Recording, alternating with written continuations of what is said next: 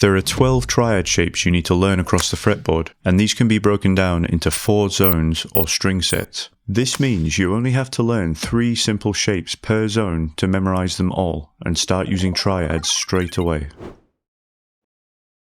Triads are 3-note chords that can be used to play progressions in a variety of ways. This will benefit your rhythm playing considerably and help you when targeting chord tones in a solo, no matter where you are on the fretboard.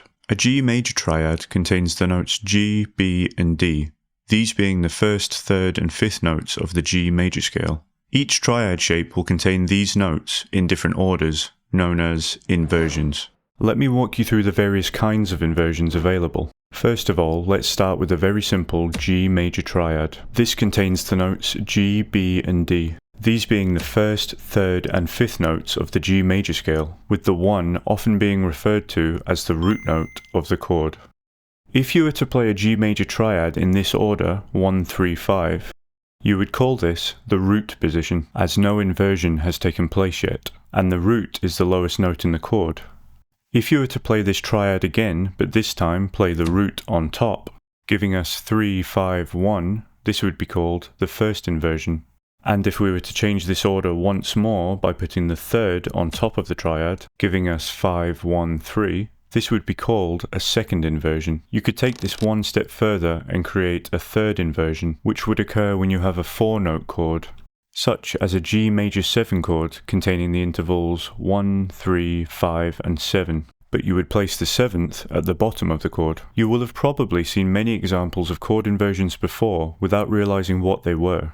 For example, slash chords, which are often written like this, G/B, indicating that this is a G major triad but with B as the lowest note. And as B is the 3rd of G, this would make a first inversion, or perhaps G/D, indicating again that this is a G major triad, but this time with a D as the lowest note. And as D is the 5th of G, this would make a second inversion. And of course, all of this can be applied to minor triads in exactly the same way. To summarize, the position of the root note does not need to be placed at the bottom of the chord. As long as you have the main ingredients of a chord, in this case a G, B, and D, you can throw them together in whatever order you choose, and they will still make the same G major triad. When to use one inversion over another is completely up to you and the musical context the chords happen to be in. Using one particular inversion over another might make a chord change sound smoother and less abrupt. This is because you're moving each of the notes less distance to arrive at the new chord.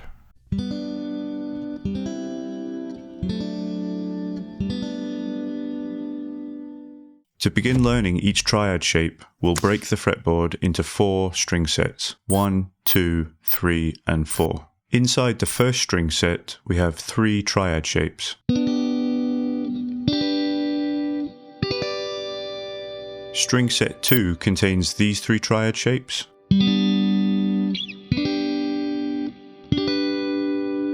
String set 3 contains these 3 triad shapes. And finally, string set 4 contains these 3 triad shapes.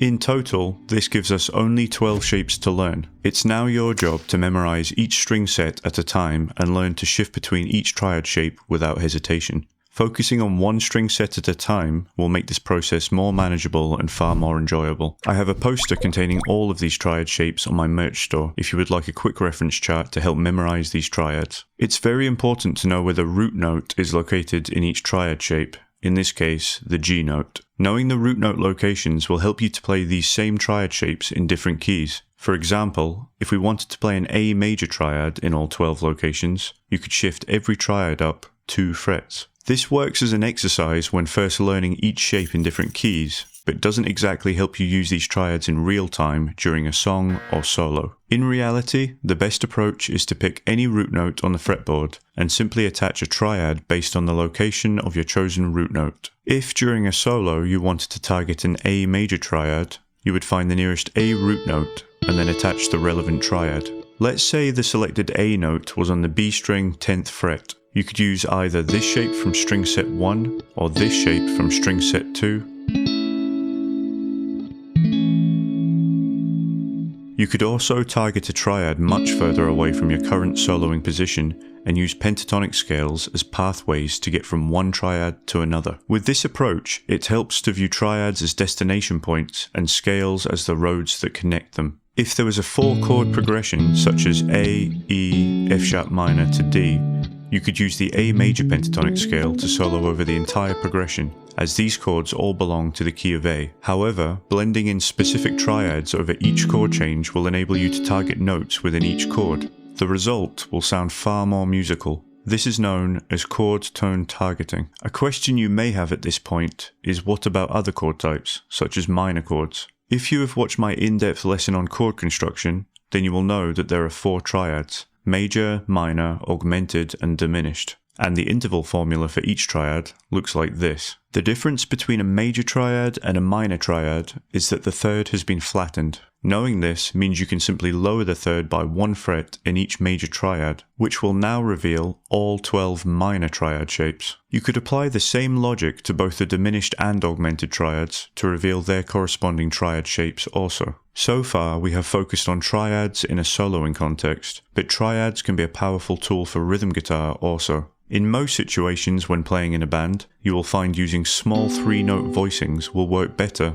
than more built-up chords. This will create space and leave much more room in the mix for other instruments, such as keyboards, bass, a brass section, or even a second guitar. Knowing each of your triad shapes well will give you the ability to play any chord progression in different ways for better voice leading and variety within any given rhythm part. Take, for example, the chord progression G, D, E minor, and C. Here are several ways you could play this simple chord progression using only triads.